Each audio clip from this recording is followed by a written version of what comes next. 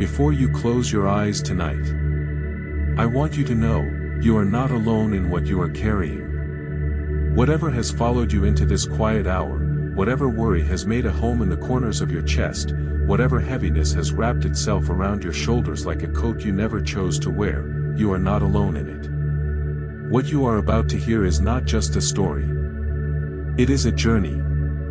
A long, slow, sacred journey through the darkest valleys of the human soul, and into the discovery of the one presence that has healed what medicine could not touch, and reached into places where no human hand could follow. So find a comfortable position now.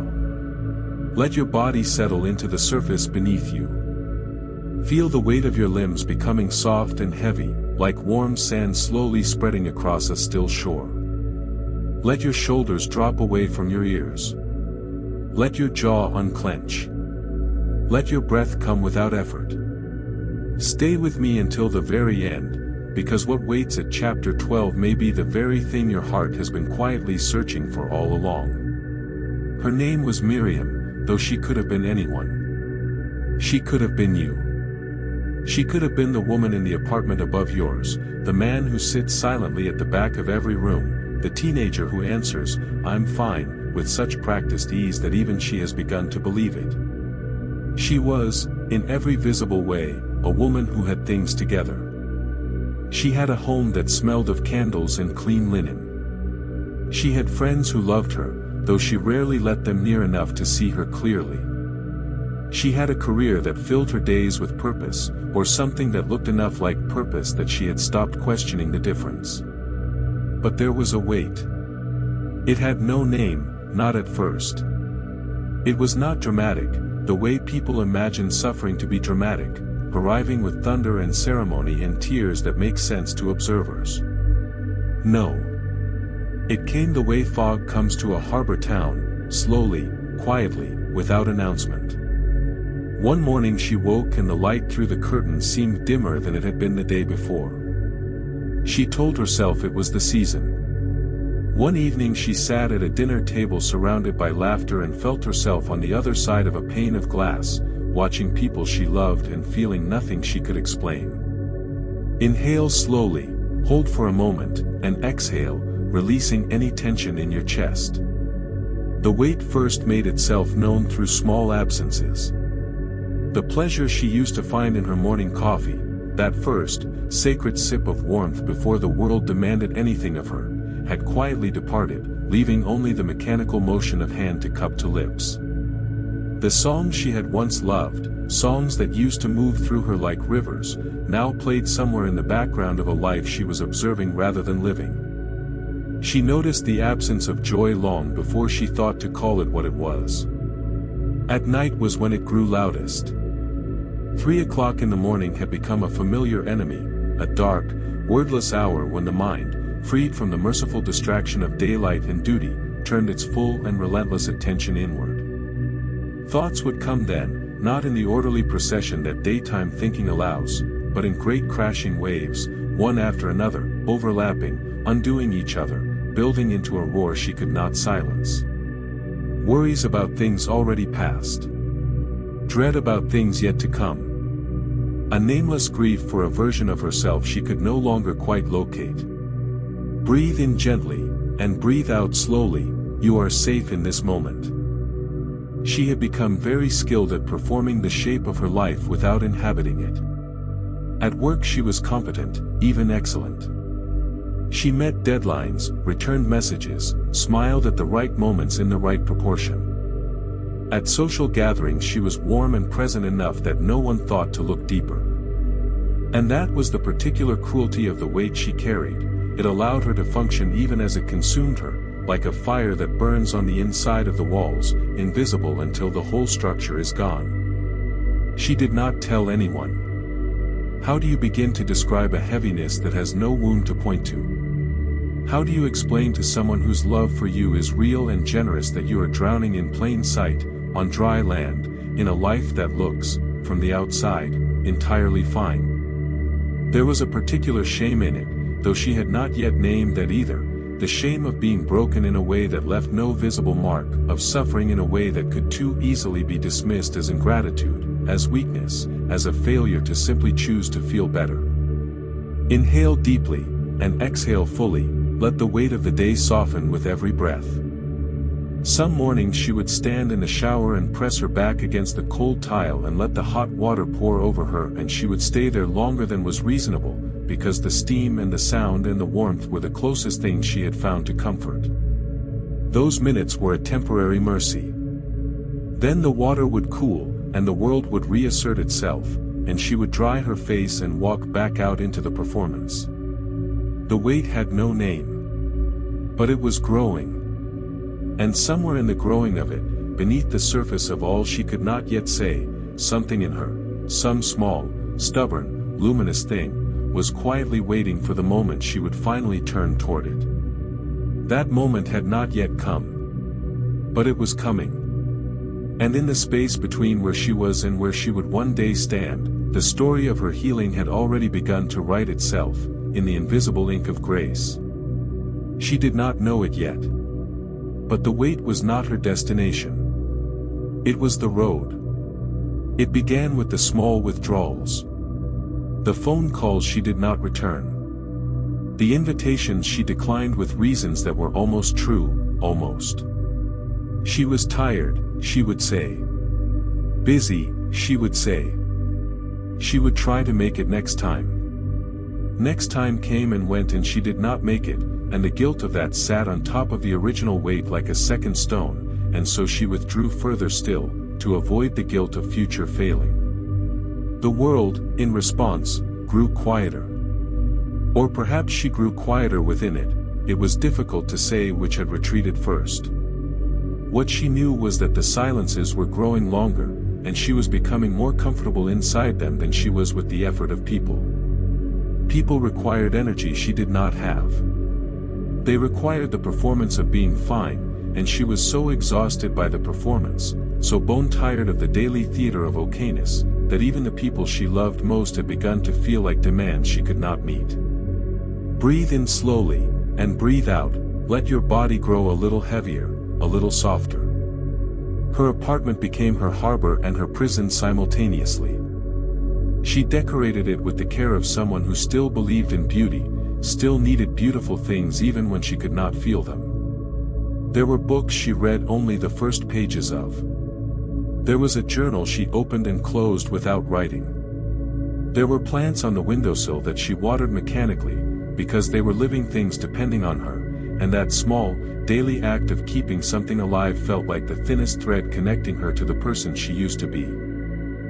Faith, too, had grown distant. This was the part she could least admit, because it felt like the deepest failure, more shameful than the isolation, more frightening than the sleepless nights. She had grown up understanding God to be a presence as natural and constant as breathing. But anxiety had done something subtle and devastating to her theology. It had made his goodness feel conditional, tentative, always one bad moment away from withdrawal. She still believed, technically. But her belief had become a fact she held at arm's length, something she knew in her mind but could no longer feel in her bones. Inhale gently, and exhale, feel the surface beneath you holding you completely. She stopped praying regularly. Not because she decided to stop, but because beginning felt impossible. How do you speak to someone you have begun to suspect has stopped listening? How do you open your mouth toward heaven when you are not sure there is anything on the other side of the silence? She would try sometimes, brief, halting attempts, more plea than prayer, and then trail off into the wordlessness of someone who has said all they know how to say and found the room still empty. Sunday morning she would lie in the gray early light and listen to the distant sound of church bells and feel something she could not describe, a homesickness for a place she had not left, a longing for a nearness that felt, for now, just beyond her reach. She was not angry at God. Anger would have required more energy than she had. She was simply quiet, and a little lost, and more alone than she had ever been in a life full of people who loved her. Breathe in, and breathe out slowly, you are heard, even in silence. The question arrived one evening without ceremony, while she was washing dishes and watching the soapy water spiral down the drain. It arrived not as a shout but as a whisper, barely audible above the running tap. Is there any way out of this? Not a dramatic question. Not a desperate one. Just honest. A woman alone in her kitchen, mid-motion, asking the most fundamental human question in the most ordinary human moment. She did not expect an answer.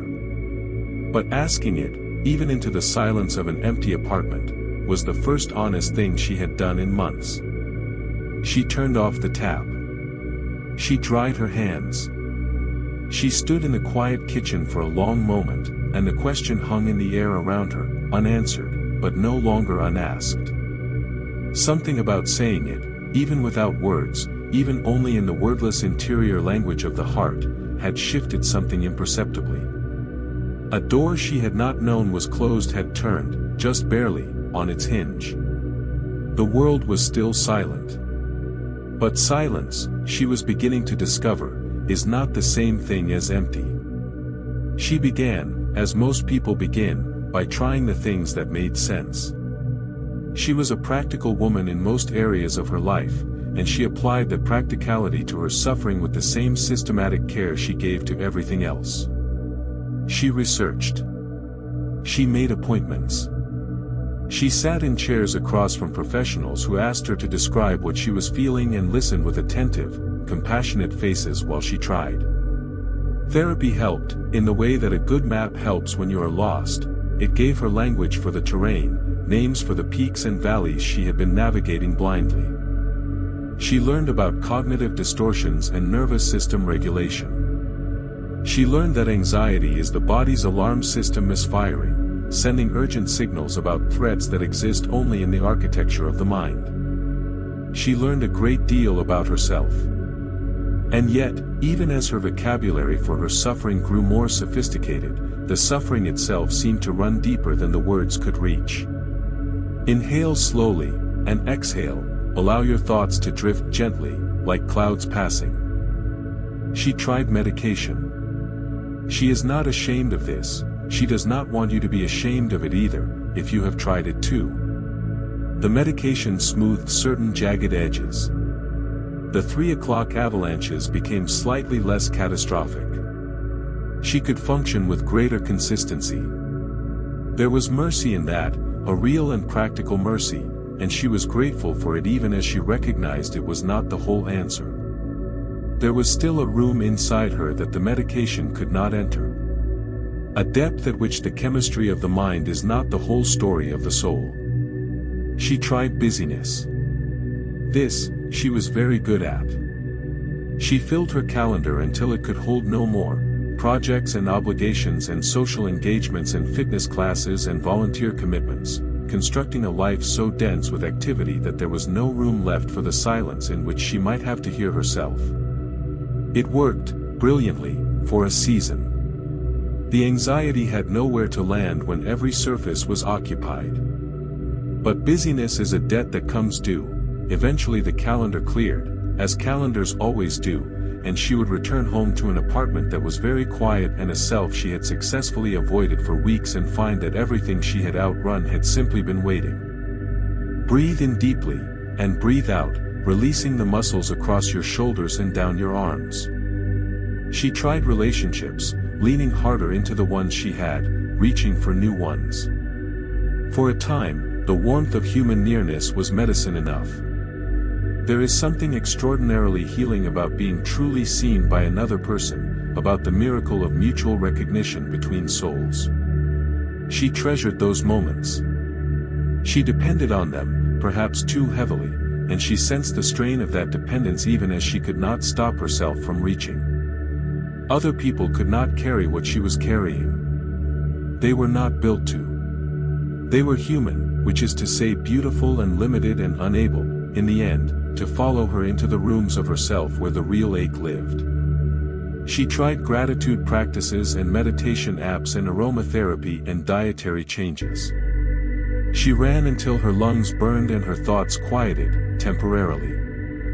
She read every book she could find on the neuroscience of anxiety, on the psychology of depression, on the intersection of the two. She educated herself with the devotion of a scholar, and all the knowledge sat in her head like a library she could visit but not live in. Understanding her suffering did not, it turned out, resolve her suffering. The wound, it seemed, was not located where the map said wounds should be. Inhale gently, and exhale, feel the weight of your body settling, sinking softly into rest. It was not that the doors she tried were wrong doors. They were real doors, and some of them opened onto real rooms of healing, rooms she needed to pass through. She does not regret any of them. What she came to understand, much later, is that they were all doors into the same corridor, a corridor that led, if you followed it far enough, to a room she had not yet dared to enter. A room she had, in her exhaustion and her shame and her complicated distance from faith, been circling without going in. The room was prayer. Not the tidy, performative prayer of her childhood surface religion. Not the desperate bargaining of the 3 o'clock hour. Something older. Something quieter. Something that required nothing of her except her presence and her honesty and her willingness to stop trying, for a moment, to fix herself. She had tried everything except surrender. And surrender, it turns out, is not a door you find. It is a door that finds you, when you have finally exhausted every other option. It was an ordinary Tuesday in November when it happened. No extraordinary circumstances. No crisis that would explain itself to onlookers. Just an ordinary Tuesday in November, with rain against the window and a lamp she hadn't bothered to turn on and the specific gray quality of an evening that has nothing to recommend it and nowhere to go. She had come home from work. She had eaten something she could not afterward remember eating. She had sat down on the floor, not on the sofa, not in a chair, but on the floor, because the floor felt honest in a way the furniture did not, low to the ground, as close as she could get to the bedrock of things. She had tried, that evening, to begin her usual routines, the podcast, the book, the determined manufacture of a normal night. And she had found, with a clarity that was almost peaceful in its completeness, that she could not. Not tonight. The performance was over. She did not have the energy to construct it, and somewhere in the not having, something let go. It was as quiet as a door softly closing. As quiet as the last page of a very long book. Inhale slowly, and exhale, let your body fall open into this moment. She sat on the floor with her back against the sofa and she let herself be exactly as she was. Not the version of herself that was coping. Not the version that had read all the right books and tried all the right things and knew all the right vocabulary. Not the version that smiled at the right moments and performed, daily, the convincing theater of fine. Just herself, exhausted, uncertain, stripped of everything except the bare fact of her existence in a gray November evening. And there, on the floor, with the rain making its soft percussion against the glass and the lamp unlit and the whole long weight of the past months pressing down on her with a completeness she did not have the strength to resist, something happened that she would spend years afterward trying to describe and always failing to describe fully.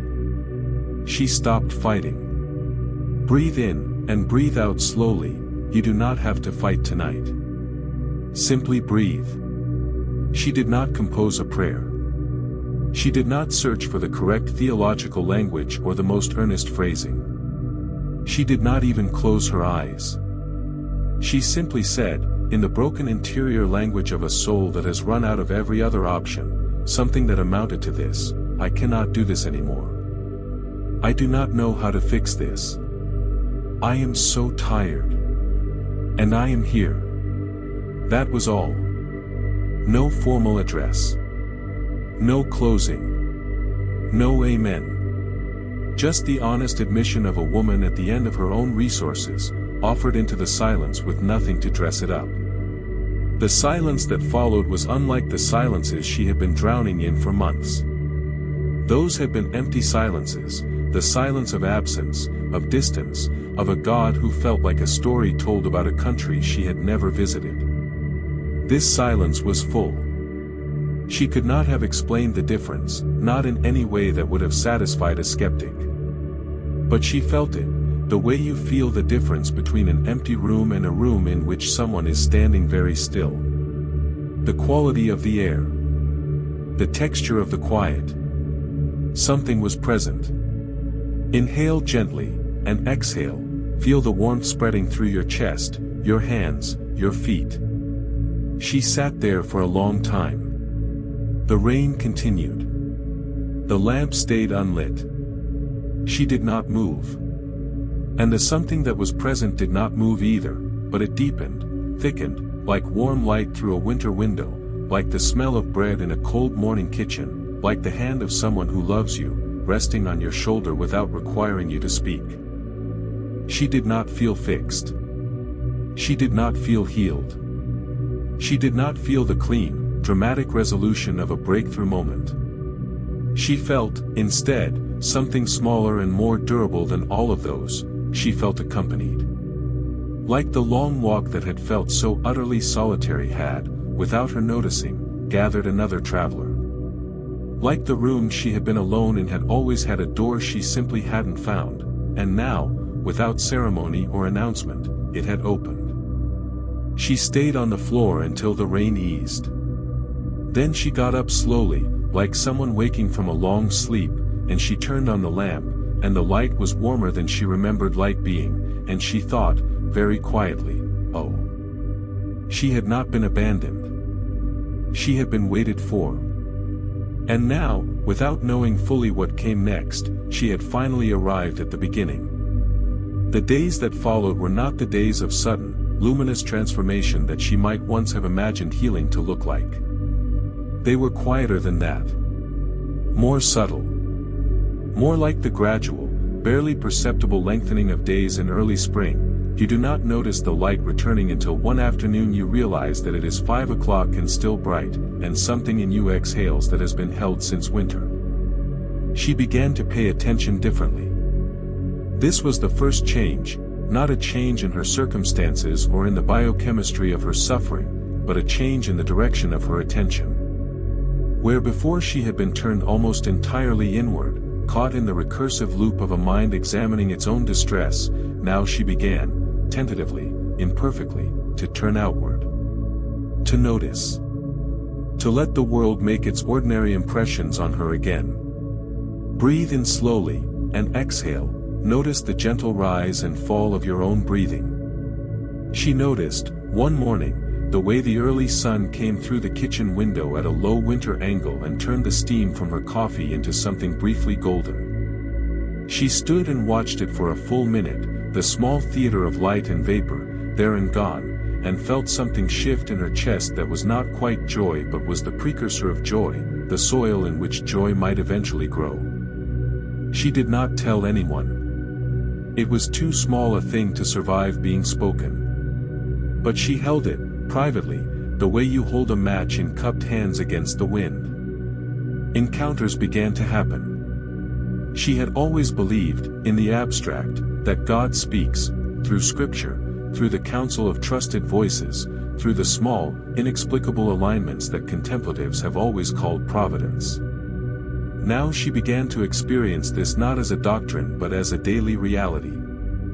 Walking through the city one gray afternoon, she passed a woman singing to herself on a bench, an old hymn, half remembered from childhood, whose words arrived in Miriam's chest like something returning from very far away. She stopped. She stood on the pavement and let it wash over her. The woman did not look up. The song ended. Miriam walked on, changed. Inhale gently, and exhale, let any remaining tension melt downward, out through your feet. She began to dream differently. The 3 o'clock hours, while not yet entirely gentle, began occasionally to carry something other than dread, a sense, vague but persistent, of being held inside something larger than her anxiety. She would wake from dreams she could not remember and find herself not in panic but in a strange, underwater calm, as though she had been somewhere very safe and had only just returned. She noted these things. She began to write them down, in the journal she had previously only opened and closed without writing. A colleague at work, a quiet, unremarkable man she had never paid particular attention to, said something to her in passing one Thursday that stopped her mid-step. They had been discussing nothing of consequence, and he had said, almost as an aside, "I read once that God is closest to us when we are most broken. Not because he is drawn to brokenness, but because we are finally still enough to feel him." He moved on immediately, back to the ordinary current of the workday. Miriam stood in the corridor for a moment after he had gone, her heart doing something she could not name. Breathe in, and breathe out, you are held in something that does not waver. She began to understand, slowly, that the presence she had felt on the floor of her apartment that Tuesday in November had not been a one-time visitation. It had always been there. She had simply been too loud with her own suffering, too crowded with her own strategies and performances and defenses, to sense it. The healing was not the arrival of something new. It was the uncovering of something ancient, a love that had been underneath her all along, patient as bedrock, steady as the deep current of a river that runs clear and cold and constant beneath the visible turbulence of the surface. She did not have language for all of this yet. She was still in the early, tender, wordless stage of it, the stage before understanding catches up with experience. But she was learning, through the golden steam and the woman's song and the corridor and the strange morning calms, that to be met by God is rarely what we imagine it will be. It is rarely loud. It is rarely dramatic. It is, more often, precisely this, a warmth in the corner of an ordinary day. A song from a stranger's mouth. A sentence that lands in you like an arrow finding its mark from very far away. The voice in the quiet was not a voice at all, not exactly. It was more like a presence becoming gradually undeniable, the way you know someone is in the room before you see them, by the quality of the air, by the way the space itself seems to lean toward them. She found the Bible again the way you find something you put down years ago in a house you used to live in, unexpectedly, in the middle of looking for something else, and with the particular shock of recognition that accompanies objects that once meant everything and have since been stored somewhere just out of reach. It was at the back of a shelf, behind novels and self-help books and the accumulated paper of a busy life. She took it down. It was heavier than she remembered. She held it for a moment without opening it, standing in the middle of her living room, wondering what she was doing. She began to read. Not systematically, not with the discipline of a scholar or the intention of a devotionist. She simply opened and read, following whatever held her attention, letting the ancient text move through her without requiring herself to have the correct emotional response to it. And what happened was this: the words, which she had read before in other seasons of her life without particular consequence, began to land differently. They landed in the body, not just the mind. They had weight. They had heat. Inhale slowly, and exhale, let the warmth of this moment settle into your bones. She found Psalm 34 and read the 18th verse and read it again and then sat with it in silence for a long time. The Lord is close to the brokenhearted and saves those who are crushed in spirit. She had seen this verse before. She had perhaps even quoted it, in the easy way one quotes things one has not yet needed. But now, reading it from the floor of her own brokenness, it reached her differently. It reached her not as information but as contact. As if the verse itself were a hand pressed flat against the locked door of her chest, and through the door she could feel the warmth of the hand. She found Isaiah 41 and verse 10 and let it pour over her like warm water. Do not fear, for I am with you. Do not be dismayed, for I am your God.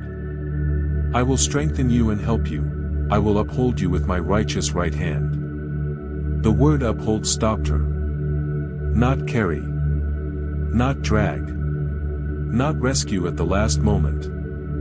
Uphold, steady, continuous, beneath, as though God's faithfulness were not an intervention but a foundation, not something that arrives in crisis but something that has been holding the whole structure all along, whether or not she felt it. Breathe in gently, and exhale, feel yourself held, from beneath, steady and secure. Philippians 4, verses 6 and 7, do not be anxious about anything, but in every situation, by prayer and petition, with thanksgiving, present your requests to God. And the peace of God, which transcends all understanding, will guard your hearts and your minds in Christ Jesus. She had always stumbled, in the past, over, do not be anxious about anything. It had seemed, to someone drowning in anxiety, a cruel command, as useful as telling someone bleeding to simply stop. But now she read it differently. Not as a command to control her feelings, but as an invitation to release them, to bring them, every last one, into the presence that could hold what she could not. The peace came not from the elimination of anxiety but from the offering of it. She spent an afternoon with Matthew 11, verse 28. Come to me, all you who are weary and burdened, and I will give you rest. She read it in the plain language of that translation and then read it in 3 others, and each time the word rest did something to her, not the rest of absence or escape, but the rest of being received. Of being allowed to stop pretending. Of arriving somewhere, at last, that required nothing from her except her presence and her need. Inhale, and exhale slowly, let rest come to you now, like a warm tide rising. The scriptures, she was discovering, were not a collection of principles to be applied or commands to be obeyed or historical accounts to be believed correctly. They were living, genuinely, strangely, impossibly alive in a way that confounded her rational mind even as it comforted her suffering one. She would read a verse she had read a dozen times before and find it suddenly saying something she had never heard it say, something that addressed, with uncanny precision, the exact shape of her fear on that exact day. She began to understand what had always been meant by the phrase the living word. It was not a metaphor for something inspirational. It was literal. The words breathed. She began to write them down, not in the fever of someone trying to memorize, but in the slow, deliberate way of someone recording things too important to lose. She wrote them on small cards and placed them where she would see them, on the mirror, on the refrigerator door, above the kitchen sink where the golden steam rose on winter mornings. She was building, word by word and verse by verse, a new architecture of thought, replacing the corroded infrastructure of her anxious mind with something that had been forged in a fire she had not lit and would not outlast. Ancient words. Living power. She had always been told this was so. Now, finally, she was learning it from the inside. Healing, she was discovering, is not an event. It is a practice. It is the 10,000th small choice repeated in the direction of wholeness, each one unremarkable in itself, each one a single stitch in a fabric whose pattern only becomes visible from a distance. She had expected, somewhere in the irrational region of her hope, that the November floor moment would have resolved everything, that the presence she had felt would have burned away the anxiety the way morning burns away fog, quickly, completely, leaving only clarity. It had not. The fog still came. The difference was that now she had something to do with it other than drown. She began to pray in the mornings. Not long prayers, she did not yet have the interior architecture for long prayers. Just brief, honest acknowledgments of the day beginning, of the fears already gathering at the edges of her mind, of her need and her intention to carry both of them into the presence that had found her on the floor. She did not always feel anything during these prayers. More often than not they felt like speaking into a quiet room. But she had learned something crucial about faith in general and prayer in particular. The feeling of connection is not the same thing as connection itself. She prayed whether she felt it or not. She showed up whether she wanted to or not. She was learning that faithfulness precedes feeling. Inhale slowly, and exhale. Let your breath be a prayer in itself, simply being here.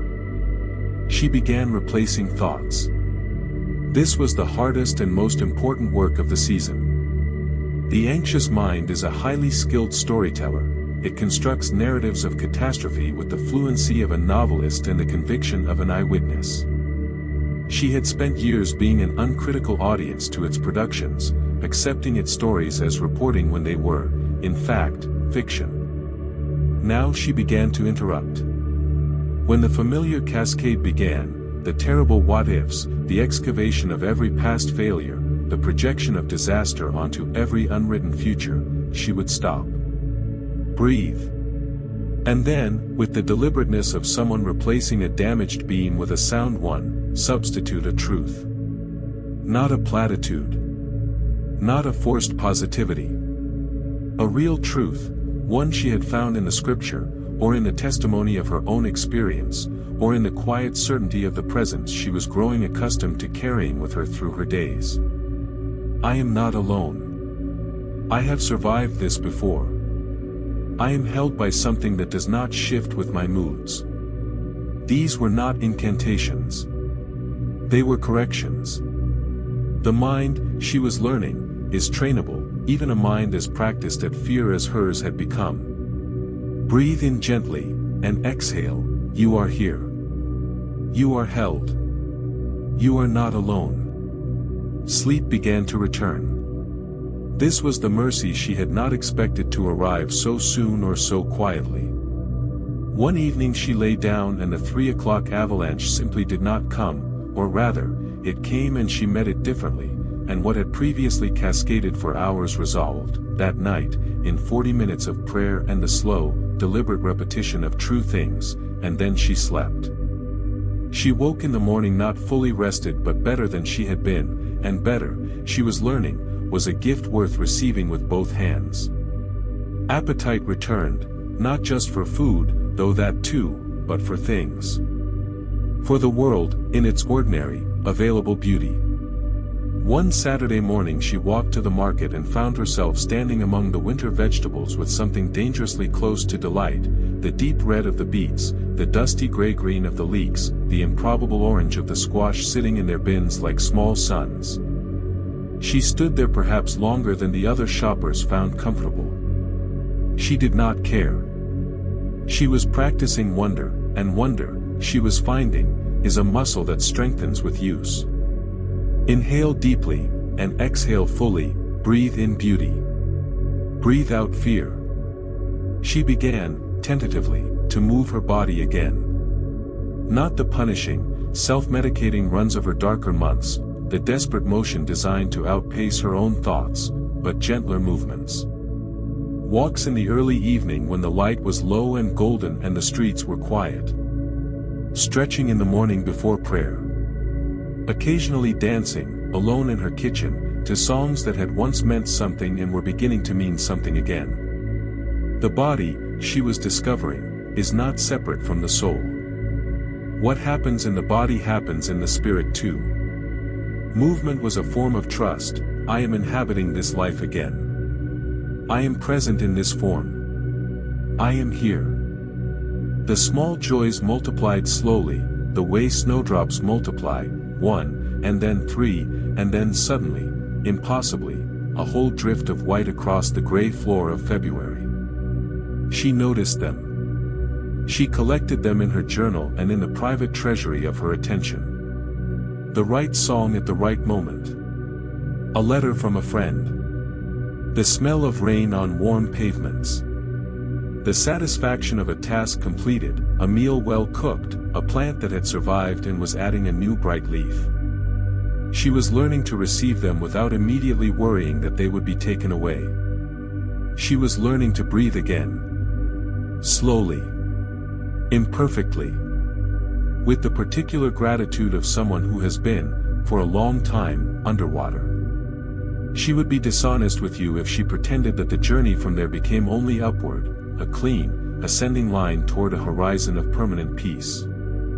The truth of healing is messier and more human than that, and she has come to believe that the mess is itself part of the medicine. The bad days came back. They always come back, in some form, because this is what it means to live in a body and a mind in a world as full of uncertainty as this one is. The question was no longer whether the difficulty would return. The question was who she would be when it arrived. It was a spring morning, a full 4 months into her slow recovery, when it happened. She had been doing well, genuinely, measurably, encouragingly well. Better sleep, returned appetite, a re-engagement with her faith and her friendships that felt real rather than performed. And then, without warning or particular provocation, she woke one Thursday and the old heaviness was there, waiting, as patient and familiar as an unwelcome relative who has a key. Inhale slowly, and exhale, even the hard days are held. You are not alone in them. The panic was immediate, not at the heaviness itself, but at what the heaviness implied. Had none of it been real? Had the November floor, the golden steam, the warmth of the presence, the returning sleep, had all of it been temporary, a brief remission before the return of the original sentence? The old thought patterns moved in behind the panic with practiced efficiency. You are not actually better. You will always be like this. All of this hope was a mistake. She recognized them. She had done enough of the interior work to recognize them. But recognition, she was learning, is not immunity. She sat with it for a long time. She let herself feel it without immediately reaching for the strategies designed to make her not feel it. This was new, this willingness to simply be in the discomfort without fleeing it. She breathed. She acknowledged, to the presence that she was now practiced enough to address, that she was frightened and tired and had not expected to be back here. She did not perform equanimity. She told the truth. And the truth, offered into the presence, did what it always did, it lightened, slightly, in the telling. Breathe in, and breathe out, truth offered into presence becomes prayer. And prayer becomes peace. She reached for her scripture cards. Not with desperate urgency but with the calmness of someone retrieving a tool they know how to use. Do not fear, for I am with you. She read it, and it did not immediately dissolve the heaviness. She was past expecting instant dissolution. But it reminded her of something she had learned and kept having to relearn. The absence of feeling is not the absence of truth. The Lord is close to the broken-hearted. He was close now, on this difficult Thursday morning in spring, as close as he had been on the floor in November, whether she felt it fully or not. The day was hard. She will not pretend otherwise. She moved through it at a slower pace, with more gentleness toward herself than she might once have allowed. She canceled the things that could be canceled and kept the things that could not. She ate, even when she did not want to. She went outside, even briefly, and let the spring air move through her. She prayed, imperfectly, in fragments. She went to bed early and slept more than she had expected to. Inhale gently, and exhale. Rest is not retreat. Rest is wisdom. Rest is trust. She woke the next morning and the heaviness was less. Not gone, it would take a few more days to fully lift, but less. And what she noticed, in the diminishment of it, was something she had not noticed before. She had moved through a hard day without losing herself in it. She had been frightened and tired and she had kept going, not through force of will alone, but through the quiet, steady company of a presence she was learning to trust in the dark as well as in the light. This, she would later understand, was the real gift of the setback. It taught her that her healing was not fragile.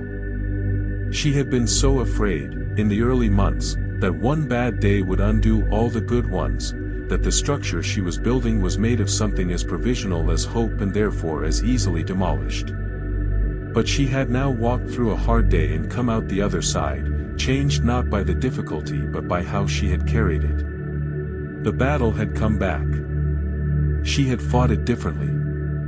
And different was everything. She was not bulletproof. She was better than that. She was becoming someone who knew how to be wounded and keep walking. She had always believed, in the abstract, in the idea of divine providence, the quiet, sovereign hand that arranges things without announcement, that places the right person in the right corridor at the right unguarded moment. She had believed it the way one believes in the depth of the ocean, conceptually, without any particular need to verify it firsthand. She was now learning it from the inside, in the particular and personal language of people who appeared in her life at moments when she needed them most and in ways she had not planned or arranged.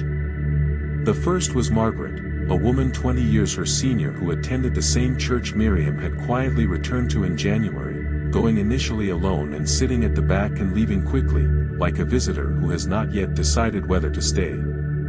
Margaret had a face that carried a long history and had made peace with it, the kind of face that has been weathered into kindness, that holds in its lines the evidence of having survived things and found, on the other side of them, something worth the survival. She had simply sat down beside Miriam one Sunday in February and said, without preamble, "You have the look of someone in the middle of something hard." I made that same face for 2 years once. "May I take you for tea?" Inhale gently, and exhale, let the thought of someone who truly sees you bring warmth to your chest. Tea became a weekly ritual. Margaret did not try to fix her. This was the gift, the remarkable, counterintuitive gift of someone with enough wisdom to know that fixing is not what healing people need. What they need is witness. Margaret listened with the attentiveness of someone who has learned that listening is a form of prayer, that being genuinely heard is a form of being touched. She shared, when it seemed useful, from her own history, not in the competitive way of someone making suffering a comparison, but in the generous way of someone offering their own story as a lamp for someone walking in the dark. Then there was David, a man from her workplace's informal prayer group who sent her a message one afternoon that said simply, "I have been praying for you. Not because I know what you're going through, but because something told me to, and I have learned to listen to that." She sat with that message for a long time. Someone she had never thought of as particularly connected to her had been carrying her in prayer in the invisible realm, adding his faith to hers in a season when her own was thin. There is something in that kind of intercession that moves me every time I encounter it, the extraordinary intimacy of being held in someone's prayer without your knowledge or consent. Breathe in slowly, and exhale, you are held in more prayer than you know. She returned, gradually, to her friendships. Not all at once, she did not have the energy for all at once, and she had learned enough about herself by now to move at a speed her nervous system could sustain. But one by one, she began to let people in. She had coffee with her oldest friend and, for the first time, told the truth about the last year, not as a carefully edited version designed to minimize alarm, but as it actually was, in its difficulty and its strange grace. Her friend cried, which surprised Miriam, and then held her hand across the table for a long time without speaking, which surprised her even more. She discovered something that her months of isolation had nearly convinced her was not true, that the people who truly loved her could hold her difficulty without being destroyed by it.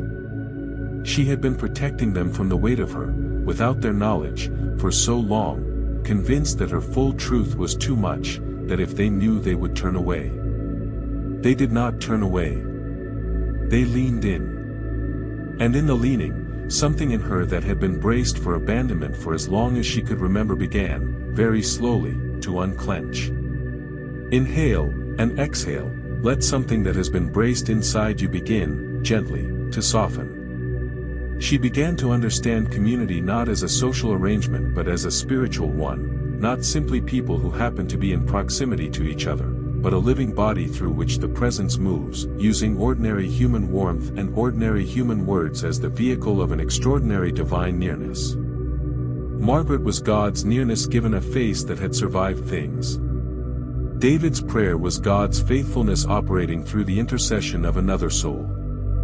Her friend's leaning in was God's refusal to abandon her, made flesh and coffee scented and sitting across a small table on a February afternoon. The loneliness that had felt, at its worst, like a defining condition, like something structural about her nature rather than something circumstantial about her season, began to break. Not all at once. Not without the occasional evening of still feeling alone even in the company of people who loved her. But it broke. Piece by piece, encounter by encounter, the wall that the anxiety and depression had built around her came apart in the hands of people who simply kept showing up and refusing to accept the locked door as the final word.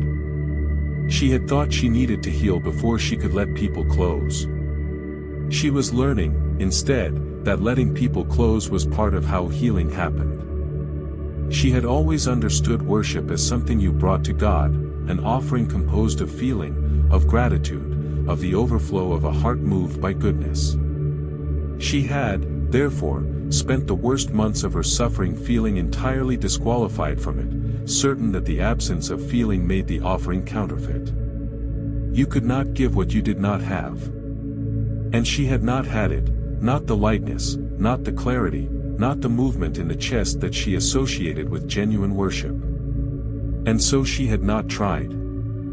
What Margaret said one Thursday afternoon over their tea was this: "Miriam, I want you to try something that is going to feel dishonest, and I want you to trust me that it is not. I want you to praise God tonight, even if you don't feel it. Especially if you don't feel it. Don't wait until you're moved. Move first, and let the feeling follow. The feelings are real, but they are not the leaders.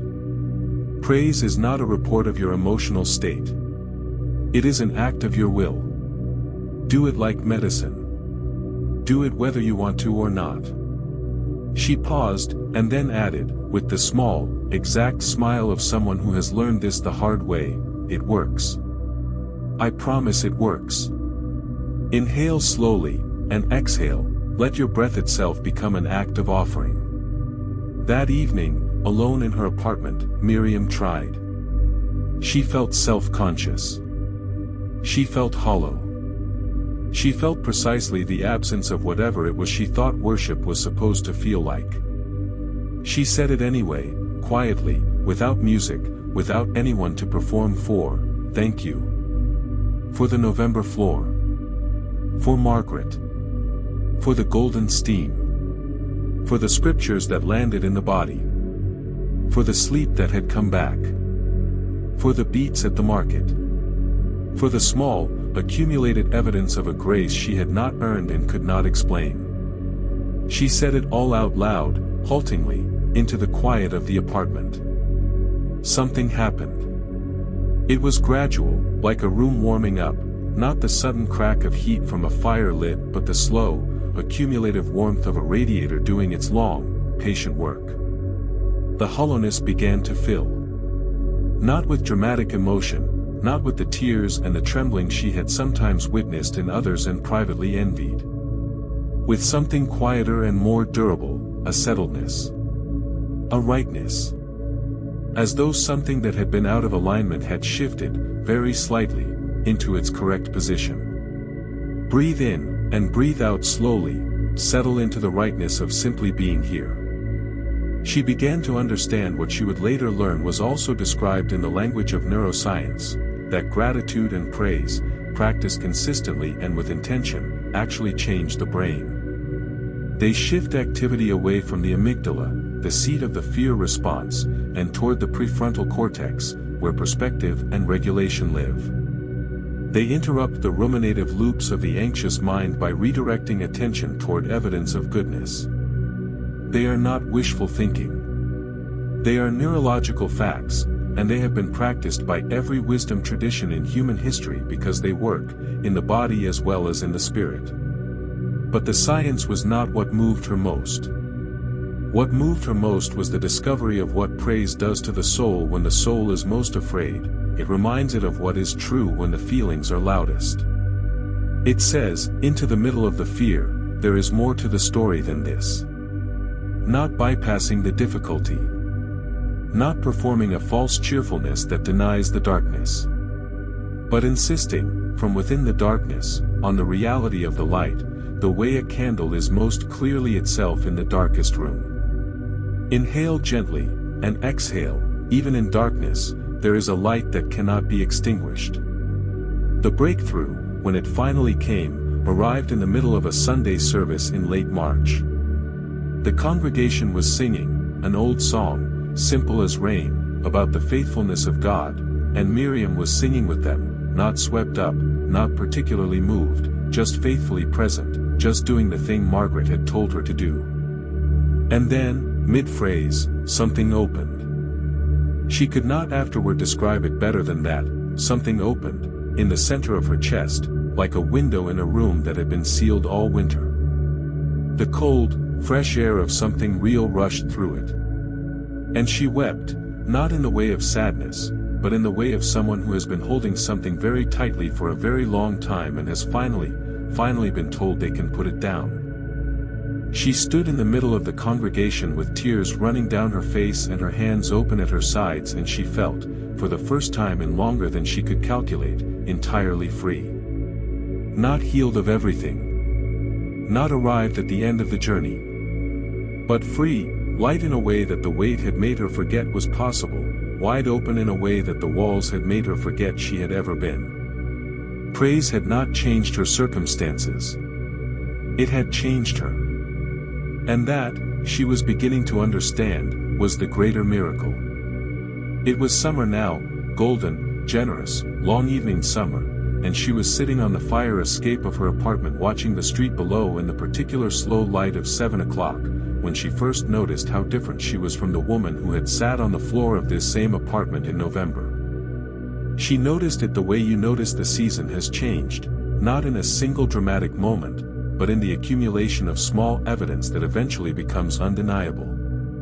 The smell of the air. The quality of the light. The way the body moves when it is warm rather than frozen. She was not healed of everything. She would have been suspicious of anyone who claimed to be healed of everything, because the everything of being human includes difficulty as an ineradicable feature, and anyone claiming otherwise was selling something. She still had hard days. She still occasionally woke at 3 o'clock and met, in the dark, some version of the old fears, smaller now, less commanding, more clearly recognized for what they were, but present. She still sometimes found the weight settling on her chest in gray seasons. She had simply, fundamentally, changed her relationship with all of it. Inhale slowly, and exhale, you are becoming. Even now, even in rest, you are becoming. She had become someone with an anchor. This was perhaps the most significant change, not the absence of storms, but the presence of something that held in them. Before the November floor, her sense of self had been, she now understood, almost entirely contingent on her performance, on others' approval, on the absence of difficulty, on feeling well. When any of these conditions failed, and they always eventually fail, because they are all provisional, she had nothing underneath. Now she had something underneath. She had the steady, immovable fact of a love that was not contingent on any of those things. A love that had been there in the worst of it, closer than she had been able to feel, holding what she could not hold. She had become, without intending to, someone that others began to come to. This surprised her. She was not a pastor or a counselor, she had no formal credentials in the ministry of suffering. But something in the quality of her attention had changed, and people sensed it. She listened differently now, with the patience of someone who knows from the inside how long the valley is, and therefore does not rush anyone through it. She did not offer easy answers. She had spent too much time in the place where easy answers feel like insults to believe that they help. She simply sat with people in their difficulty, and that sitting, she was discovering, is often the most powerful thing one person can offer another. Breathe in, and exhale slowly, your story, even the hardest chapters, is becoming a lamp for someone else. She thought sometimes about the woman she had been before all of it. The accomplished, competent, smiling woman who had been drowning in plain sight. She did not think of that woman with contempt, or even with the particular superiority of someone who has since figured things out. She thought of her with an almost unbearable tenderness, with the compassion you feel for someone who was doing the absolute best they could with what they had, which is all any of us are ever doing. That woman had kept going in the dark. That woman had asked the question into the empty kitchen. That woman had eventually found the floor. She honored her. Her testimony, the story of the weight and the floor and the presence and the slow return to light, had become, quietly and without her designing it, a kind of purpose. Not in a grandiose way. Not with a platform or an agenda. But in the ordinary, irreplaceable way of one life genuinely changed, spilling its light into the lives immediately around it. A conversation over coffee. A hand held through a difficult afternoon. A message sent to someone whose silence had said to her, in the unmistakable language of suffering, what her own silence had once said, I am in here somewhere. I just don't know how to find the way out. Inhale gently, and exhale. Your healing is not only yours. It belongs to everyone your life touches. She was not finished. She would not, in this life, be entirely finished, not finished becoming, not finished learning, not finished discovering new rooms in the house of God's mercy that she had not known existed. But she was so far from where she had been that the distance itself felt like a gift she had not earned, a grace larger than the circumstances that had called it forth. She sat on the fire escape in the 7 o'clock summer light, and she felt, with a fullness that had no anxiety in it, no contingency, no waiting for the other shoe to drop, grateful. Simply, wholly, improbably grateful. She was not the person who had sat on that floor. She was the person that floor had made possible, and she would not have traded the difficulty for an easier story, not now that she could see what it had been building toward.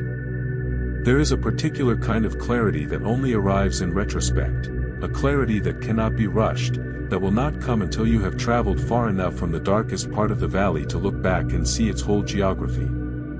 It is the clarity that allows you to see, for the first time, that the path you walked in the dark was not random. That the losses and the silences and the November floors were not interruptions to the story, but chapters of it, chapters without which the rest of the story could not have been written.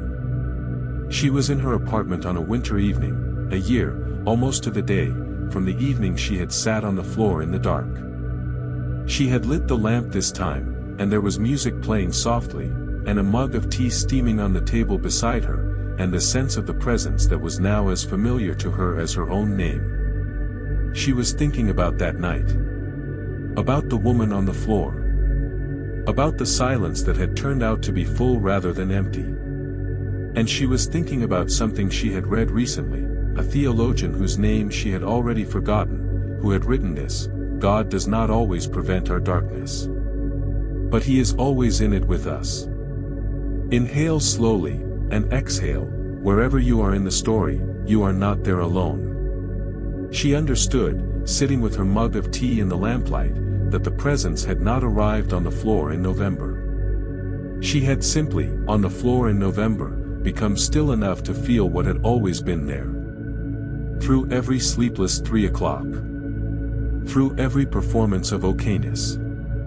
Through every closed door she had tried and found wanting. Through every silenced prayer and every opened bottle and every desperate appointment and every solitary shower and every market morning when joy had not yet returned. Through all of it, underneath all of it, as steady and unremarkable and essential as gravity, the presence had been there.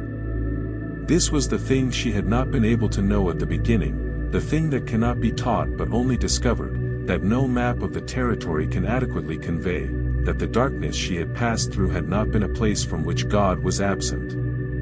It had been a place from which she had felt absent to herself, a place of such interior noise and pain and confusion that the signal of His nearness could not get through. But the signal had never stopped transmitting. The love had never withdrawn. The hand beneath her had never moved. Breathe in gently, and exhale. You are held beneath by something that has not moved and will not move. She thought about the word Emmanuel, the name given, in the oldest parts of the scripture, to the God who comes. Not the God who sends instructions from a distance. Not the God who waits in light for us to find our way out of the dark. The God who comes. Who comes into the darkness. Who inhabits the November floor and the 3 o'clock and the gray November evening and the shower with the cold tile and the kitchen with the running tap. Who meets us, always and only, exactly where we are, not where we wish we were, not where we think we should be, but here. Always here. She set down her mug. She sat in the lamplight and the music and the presence for a long time. She was at peace, not the peace of a life without difficulty, not the peace of someone who has solved the problem of being human. The peace that the scripture had promised, the peace that surpasses understanding, that guards the heart and the mind, that is not the absence of struggle but the presence within it. The peace that she had found not by becoming stronger but by becoming honest. Not by fixing herself but by allowing herself to be carried. Inhale deeply, and exhale slowly. Peace is not the absence of the storm. It is a presence in the middle of it. And now it is very late, and the lamp is warm, and the tea is finished, and Miriam's story is resting here, not at its end, because that story has no end this side of eternity, but at this chapter, this still and golden chapter of a life that has been through the valley and found, on the far side of it, something more real than what it left behind. She is here. She is whole, or wholehearted in her wholeness, which is perhaps the more honest way to say it. She is loved. And you who are lying in the quiet dark right now, who have followed this story through 12 chapters of descent and return, who perhaps recognized yourself in the gray November evenings and the 3 o'clock hours and the performance of fine and the desperate reaching for doors, I want to speak to you now, directly and without distance, in the final sentences of this long, slow story. Breathe in, and exhale.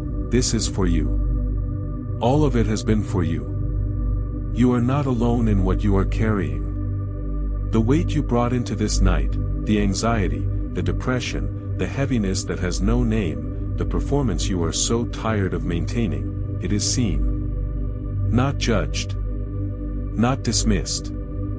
Seen. And the same presence that found Miriam on her floor is present in the room where you are lying right now. Not because you have earned it. Not because you have prayed the right prayer or believed the right things with sufficient consistency or finally gotten yourself together. But because this is simply what the presence does. It comes. It stays. It holds. You do not have to be fixed tonight to be loved tonight. You do not have to have it together to be held together. You are allowed to be exactly where you are, exactly as you are, in all your tiredness and your fear and your complicated, imperfect, beautiful humanity. And here, in this exact place, as close as your own breath, the presence. Steady. Warm. Unfailing. Waiting not for you to come to it, but simply for you to be still enough to feel that it has already come. Inhale slowly, and exhale, let yourself be held. Simply and completely held. Close your eyes now, if they are not already closed. Let the story settle into you like warm light settling into a cold room, gradually, quietly, reaching into the corners. Let your body grow heavy and soft and trusting. Let the thoughts, as they come, pass through without catching. You are safe. You are held. You are deeply, impossibly, without condition or qualification, loved. Sleep now, beloved soul. The story continues in the morning. But tonight, there is nothing required of you except this, simply rest, in the presence that never left you, and never will. And so, beloved, that is where our story rests tonight. Not at the bottom of the valley, but on the other side of it. Not in the gray November evening on the floor, but in the summer lamplight, with tea and music and the presence that was always there. If you are fighting anxiety or depression right now, I need you to hear this before sleep takes you. The same presence that carried Miriam through every chapter of her story, through the weight and the silence and the floor and the slow return to light, is in this very room with you. Not somewhere distant. Not waiting for you to be better. Here. Now. In the room where you are lying. You do not have to be fixed to be loved. You do not have to be strong to be held. You do not have to understand to be carried. Simply rest. Let him be near. The healing may be slow, it usually is. But it is real. And you are not walking toward it alone. If tonight's story touched something deep in you, I want to ask you to do 3 things before you drift into sleep. First, subscribe to this channel, because every week, in these quiet hours, we gather here together to find the peace that passes understanding, one story at a time. Second, share this with someone who needs to know they are not alone, someone whose 3 o'clock you may have glimpsed, whose performance of fine you have seen through, someone who is carrying a weight without a name. And third, simply rest. You have done enough for today. More than enough. Until next time, dear soul. Sleep well. You are seen. You are held. You are, beyond any shadow of doubt, in the middle of everything you are carrying and everything you have not yet resolved, deeply, completely, unconditionally loved.